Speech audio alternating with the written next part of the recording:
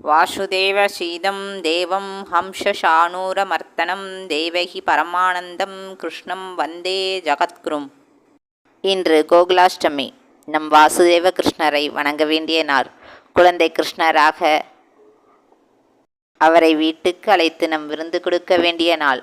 ஆமாம், அவருக்கு பிடிச்ச அவல் உருண்டை, அவல் பணியாரம், நெய்யப்பம், முறுக்கு, ரவா லட்டு, சீடை, தட்டை எல்லாம் நைவேத்தியமாக வச்சு அவரை வணங்கி நம்ம வழிபட்டோம்னா நம்ம வாழ்வில் இருக்கிற வறுமைகள்லாம் நீங்கி வளமான வாழ்வு பெறலாம் என்பது நம்பிக்கை. உங்களுக்கு கிருஷ்ணரை பிடிக்குமா? எனக்கு கிருஷ்ணர்னால் ரொம்ப ரொம்ப பிடிக்கும்.